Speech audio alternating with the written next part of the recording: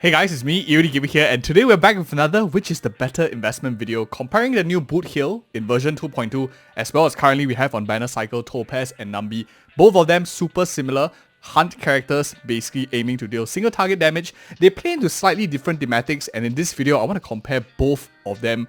As always in this video I'm going to go through a number of scenarios talking about them, and I'll promise you for the entirety of this video I'll be super unbiased, logical, just comparing them without any of my emotions attached to it as well. If you care about my own personal thoughts and which one I personally feel, I'll leave that right at the end for any of you who are interested in any of that. But anyways, you know we don't waste time on this channel, so I always like to start off with current value. This talks about what these characters give to you right now, because if you are spending some gems, stellar jades, you're spending some additional resources, cash maybe, you want to know exactly what it's doing for your account right now. So let's go ahead and compare them. Between the two, I think a very quick summary between the two is what each of them plays into a certain thematic currently in the game. Topaz and Nambi plays of course more in the follow-up teams. So if you are interested in maybe a team of having Dr. Ratio, you have maybe Robin, you have Aventurine. These kind of characters work very nicely with Topaz and Nambi right now. Super good flavor of the month. They are very strong as well. But of course, not every player now that is joining the game will probably have access to Dr. Ratio for free, since all of us know that it has kinda ended, which is why it actually makes sense depending on when you are joining the game. If you join the game after Dr. Ratio was free, not to worry about that, because Boot Hill offers you a very different playstyle and you don't really feel bad about not having a Dr. Ratio. Sure, you could have started earlier, but whatever it is what it is. Boot Hill plays into a totally different thematic from Topaz and Nambi. So one is a follow attacking team, one here is a break team. And this is very new. He's the only character in the game that scales basically almost entirely out of break. In fact, there are a few alternatives. I'll talk about that later in the alternative section, but he is focused mainly on break teams, which plays very nicely into free characters that we got. For example, like HMC. For some reason I don't have HMC on the screen. Maybe I'm just blind or something, or hidden behind all this mess that we have. But HMC, Harmony MC, works very well. I'm just going to put the Trailblazer here as a proxy here. Works very well together with Boot Hill. Very strong combination together, and because of course Harmony Trailblazer supplies a lot of that break effect to the Trailblazer. Alternatively, if any of you are planning on picking up Runmei in future, like this is probably one of your favorite characters, or maybe you're planning to do a rerun but you don't have Robin and stuff like that, Runmei and Boot Hill combo very nicely for whenever Runmei is going to have a rerun. That's something to look forward to. But of course, Runmei is a very versatile character, so we'll talk about team compositions in the team composition video already that's on the channel. So that is, in my opinion, the difference in terms of the true value between both of them. The next thing I want to talk about in current value is how much access do they have to mono element teams. I think mono element will likely be much more relevant, especially when you're attacking specific content of enemies that are weak to fire weakness or physical weakness greatly. Between both of them, Topaz and Nambi doesn't have a very strong fire harmony character, whereas Boot Hill has quite a good option of Robin, who's physical. He also has a pretty good option for Hanya, who's also physical, so able to play in quite a lot of physical harmony characters that are quite decent already. Esther is one of the first characters being released into the game. She was around since like 2022 when CBT 1, 2021 CBT 1 and stuff like that was around. So pretty old character by now. We could have an updated fire harmony. That would be really nice to have. In terms of these two classes, I think currently, for the fact that follow-up attacking teams have been buffed multiple patches in a row, I think that the current value, Topaz and Nambi definitely offers you a little bit more if you're planning to clear more content earlier, especially since they recently released, like Dr. Ratio was given out, they have Aventurine, you have Robin. Even if you don't have Robin, you can play Runmei. She has more teams accessible to her right now, and you probably will clear more content if you're looking to chase the stars. That is my analysis of both of them. Boot Hill, I think value starts going up when you start looking at other things like alternatives as well as future value. But let's go on to the second category right now, which is alternatives. Now, I always like to talk about this category right after current value, is because if let's say they were like super good in the meta, but there are so many cheaper alternatives, so many other ways of getting the same benefits that you can get with these characters, then I don't think that they are a good investment, right, if we think about it. So let's talk about this category, which of them have closer alternatives, more alternatives, and maybe their kit isn't so necessary. Let's start off first with Boot Hill, which I think is a newer character. Maybe it's not as familiar to a lot of people. The only true close alternative to him. If you think about it, it's a single target attacker, scales with break effect, does a lot of damage, has ability to implant physical weakness on the enemy, quite versatile a unit as well. The closest alternative I think is Xue Yi.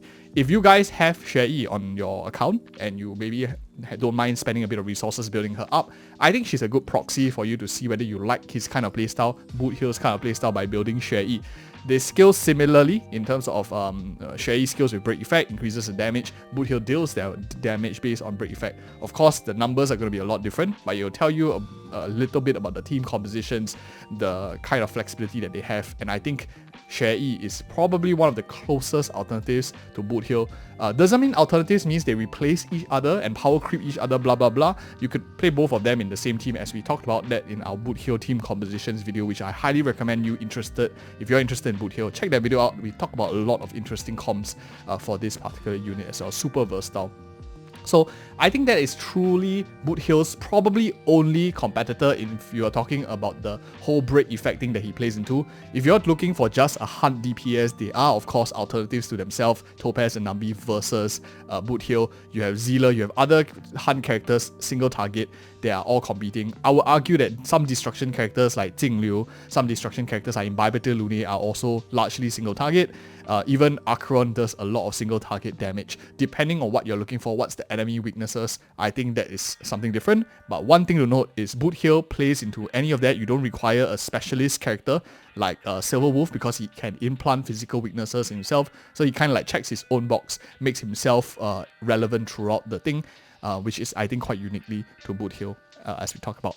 So next up, of course, we have Topaz and Nambi. And similarly, if you're talking specifically about hunt characters, I think it's more of the element that's in the game. She's not as flexible as Boot Hill because she's unable to implant fire weaknesses. So she definitely does compete with a lot of the other alternative DPSs in the game if you're looking for that damage aspect of her. What is her unique selling point rather is probably the ability to buff follow-up damage, which tends to compete quite closely with a character like Robin nowadays. If you have Robin, chances are you can just leave all the buffing to Robin and then you focus specifically more on a DPS, a specialist DPS that scales very nicely. That might happen in future when we have a very, very strong follow-up DPS coming up. Who knows about that? But that's one of the alternatives that Topaz faces. Unfortunately, is a 5-star in Robin. Very, very strong character. The question is, will one day people rather just play Robin instead of Topaz Nambi and then like swap her out completely because she doesn't offer too much in a kit? I'm unable to tell right now, but for now, the alternatives for Topaz and Nambi is also very few and far between because there are not too many follow-up attack buffing units in the game. The only characters that do that currently is like Robin as well as Topaz and Nambi herself, which they can be both played on the same team. As we know, if you have seen our Robin videos, team composition videos, Topaz team composition videos, we talk more about their team compositions that they fill as well. So that is the two of them generically. Next up, of course, alternatives. There is not only a DPS typing, but there's also elemental coverage. If you are looking for a physical DPS, who else does better in these kind of situations? I think that it's a much more crowded space in the physical category. You have Argent, who deals very good amounts of physical damage. You have characters like, where is my Luca? Luca also deals good amounts of single target physical break. You have Su Sang, who's also very, very good at single target physical damage. So if you're merely looking for physical damage dealing, you can find it a lot in 4 stars. Argenti with an AoE, very, very strong character as well. If you like his design more, maybe you don't need to rush for that physical element in your comp. You can also have Clara, who is AoE in nature, standard 5-star as well. So the options for Boot Hill in the physical category does seem a little bit more crowded. Topaz and Nambi, on the other hand, if you're looking for fire DPSs, really it's like you have a character, for example, like Himiko. You maybe have a character, for example, like, I would say like Esther does good amounts of fire breaking as well. Maybe Fire Trailblazer, but nowadays people might not want to play Fire Trailblazer as much because of Harmony Trailblazer being added into the game. And your really other alternative of single target probably is going to be Hook. And maybe in future, Sam Firefly was already dripped to be fire DPS. So that might be a competition if any of you who are going down that road. Both of them are in pretty crowded spaces, but if you're talking about current game 2.2, Topaz and Nambi seems to reign supreme. Once Sam comes out, likely if Sam is very, very strong, Topaz and Nambi will likely be inferior to Boothill since a very, very strong DPS is in the fire category that people might gravitate towards, whereas physical, there isn't like one huge massive outlier currently. Argentine is like not the massive Jing Liu, Archon kind of league level on his own, so that's what I wanted to share. That is for the alternative aspects. In my opinion, I think it's about the same, both of them. Currently, as of 2.2, I probably will give it to Topaz and Nambi for the lack of a very, very significant, strong fire DPS. I think I forgot to mention Kuei Naifen, but that's also one of them. For, I think, beyond 2.2, Boothill likely will reign supreme in the alternatives, as of what we see based on the horizon that we have. But of course, since we are talking a bit more of looking into the future right now, that is the exact thing that I want to talk about, which is future value of these characters. So now we are moving away from the current landscape of things that are in the present. We're going more towards in the future of seeing in a slightly like 1 patch, 2 patch, 3 patch beyond. You don't want to pull a character and then 6 months later they are useless entirely. This also kind of tells us that if they have a lot of future value, why don't you just skip their first banner and pull them on the second banner when they are much stronger and save your resources for a character that you truly like, which I think actually builds upon the case for Boothill. Some of you might be seeing that future value might be a lot more attractive than current value as well. So Boothill, he plays into a lot of thematics right now of break effect. Being the only break effect scaling DPS in the game, you are introducing a electric vehicle at a time where no one is adopting electric vehicles. It's just a very, very nice thing. I'm just giving a very, very random analogy. Of course, nowadays there are so many like Teslas lying around, but just a quick analogy of something new that's coming up. Why don't we wait for all the electric pods to be out, everything to be available before you start purchasing electric vehicles? That way you get the maximum amount of benefits, and right now you can use your $100,000 to buy yourself a good, nice investment here in Honkai Star Rail or something like that instead of buying electric vehicle. I don't know. That is the initial impression that I have for future value, and the same, that analogy leads into Boothill very nicely because you are introducing a break character where currently in the game, in order to see him fully pop off, you do need characters like Runmei, you do need characters like Harmony Trailblazer well built, and for a lot of people that didn't manage to pull Runmei, you likely will have a team in pieces right now until you get the missing piece, which is Runmei. You hear almost everywhere, Runmei. Harmony Trailblazer is slightly inferior to Runmei in terms of a buffer, but that's one aspect of something that you want to consider. Runmei is expensive, Harmony Trailblazer is free. That's also something to think about. That is definitely moving in. Topaz and Nambi, on the other hand, follow-up attacking units are already very, very established. We already see the presence of very strong units like Aventurine, you have Robin, you have Dr. Ratio. These units are already tried and tested, very strong. They've already shown what they perform well, and likely all of them will gradually increase in future as Hoyoverse seems to be liking a bit more of these two dynamics, break effect as well as follow-up attacking. They want to focus a bit more here now. We can see it's being quite attractive. So in terms of the near-term future, I do see that Boothill likely is going to be a lot stronger in future, whereas Topaz and Nambi is in a state where she is, out of the 4 characters on your team, she's the most vulnerable of being replaced right now. If you talk about the meta team, if you look at Dr. Ratio, you look at Robin as well as Aventurine, something that's not talked about in other investment videos because these are all new characters recently that we got, is out of the 4 of them, the first character that you are most likely replacing if you have a stronger follow-up DPS is likely going to be Topaz and Nambi out of the 4 of them. Because of course Dr. Ratio is free, if you are a person that has Robin, you probably will play Robin for an extended period of time. Aventurine is one of the best in class shielding type support units that deals damage, follow-up damage right now. So chances are Topaz and Nambi is the weakest link out of the 4 of them in terms of investment value of being replaced. Then of course second probably will be like Dr. Ratio, but he's free, so you spend nothing on that and get a lot of value out of him, so that's why I rank him slightly lower, but that's something to consider. Whereas for Boothill, his teams are not finalized yet. In my opinion, this category is a clear winner to Boothill. Both of them play into very similar future value thematics, where one is focusing on Hoyoverse liking break effect, which they seem to be going towards. If, for example, new characters come out, like maybe any other unit in future that plays in break effect, likely Boothill's value will increase. He's a very flexible character who can be played into a sub-DPS role, which we talked about in our team composition video. Recommend you check it out again, even if you're not interested in this character, to get an understanding of how the meta is going to change with the future patches. Topaz and Nambi, on the other hand, plays in the follow-up teams, which the more follow-up buffing is available, she likely will play into that as well. And of course, that is pretty much it for follow-up with the future value. Now I want to talk about something also in the future, but I put it in the potential category. The difference between future value and potential is future value is kind of more tangible, things that are going to happen in the future. Potential is an analysis on Hoyoverse tendencies based on their track record in the past. This is great because we have been covering the channel for a really long time with Hoyoverse, starting off from very, very many, like 4 or 5 years ago. So we know quite a bit about Hoyoverse tendencies and analysis on their patterns, as you see in our prediction videos we do on the channel. One thing for sure is they both play into unique thematics in lore that they could expand upon. I don't want to spoil any of the story, but Galaxy Rangers could make a bit more presence in the game. They already established a bit of justification for that in the recent story as well. So maybe you might see Boot Hill and Galaxy Rangers coming in a bit more, but if they're all Hunt, they're all single tier DPS. So I'm wondering how well they synergize with each other. We have to see about that, since it's of course the first one. So that's one angle of doing things. We know the IPC likely is going to have a lot of synergy with each other. We already see the first synergies between Topaz and Nambi. We see the synergies between her as well as Aventrine. We have Jade that's coming up already, that has been already drip marketed in future. We have Diamond, etc, etc. Maybe there's like a Ruby or stuff like that. Many other future characters that are being released, they could all work well with each other in some form of sense. So that both of them play into very, very unique thematics on their own. I think it's quite interesting to see. Between the two of them in the potential category, I think IPC stands to gain slightly more compared to a character, the Galaxy Ranger thematic, in terms of whoever's trying to sell the angle.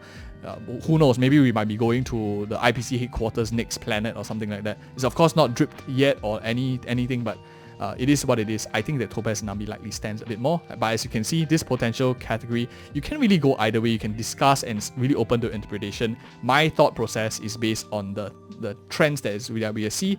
Likely, Topaz and Nambi is going to be a bit more favored. And if we talk about break effect versus follow-up attacking, I think the focus will be going more into break effect, break scaling characters right now. They introduced Harmony MC that is available for everyone, so they want people to learn about break effect. I think in that case, if you're talking about meta boost based on what Hoyoverse is trying to do, we likely will see a lot more newer break effect scaling characters, and having flexible character like, for example, like Boot Hill is likely going to be quite useful as well. So I'll name this category a draw for both of them. And probably now the last one that is most important is the free-to-play kit. How well do they do with base copy E0 S0 without their signature light cone? Because it matters, because if you have to put in $1,000 for them to be really, really strong, it's very different from a one copy pool kind of analysis. For the sake of this video, I'm going to just be talking merely at E0 S0 comparison. If any of you who are interested in more investment, leave me a comment below as well. We can do a separate special answer for you as well if you are curious about that. In my opinion, I think Topaz and Nambi is a cheaper alternative to build than Boot Hill in terms of having light cone accessibility. 5-star free Herta shop cruising the Stellar Sea gives crit rate, a lot of it, which benefits Topaz and Nambi a lot, gives good amounts of attack, doesn't give break effect at all, which is actually what Boot Hill is looking for. You could argue that there are many sources of break effect that Boot Hill can get from, for example, Harmony MC, Runmei, Light Cones, Relics or whatnot, or Relics on whatnot. But Light Cone, I think, is a very cheap way to get it, and that's where I think the difference is going to lie between Boot Hill and Topaz and Nambi. You could do without Topaz and Nambi's signature Light Cone, mostly, since she can be played as a support-oriented role that just buffs the team in terms of follow-up attacks. But Boot Hill, on the other hand, wants to deal a lot of damage, does want a very niche stat like break effect, which outside of his main Light Cone might not be found in a lot of the other cheaper alternatives, free-to-play alternatives available as well. So that is something that I want to talk about. In terms of relic scaling, I think that Boot Hill is the character that is much more difficult to build. Topaz and Nambi is of course much easier to build. Why do I say that? Is if we are going to have new relic sets in future that is specific to develop this kind of playstyle like break effect specific themes, means you are probably going to have to refarm everything for him in the near 1, 2 patches, 3 patches time, which takes up a lot of resources that you are neglecting from your other characters, building your other characters as well. So having to refarm everything might be a bit tricky for a character like Boot Hill, in my opinion at least. And currently in the game, he does want a lot of stats. He can basically benefit from any offensive stat, because for those of you who don't know, If enemies are not always 100% broken, if it is, then the enemy's not even attacking you, don't even need a sustain because they are permanently broken. So a lot of people will say that you don't need attack, but they forget that you still need to break the enemies before you are able to dish out a lot of his damage. In that case, attack is not a wasted stat on him. He needs every single offensive stat: crit, attack, speed, break effect. Unless of course you assume that the enemies are always break effect broken and stuff like permanently, then it's a whole different story. Topaz and Nami much cheaper to build. A lot of the gear that you have for your other DPSs can be just moved around as long as you have the right stat for her as well. I think she's probably the champion in this category, much cheaper to build for now and the long term. And of course, the fun part now, let's talk about my analysis of what I would personally do.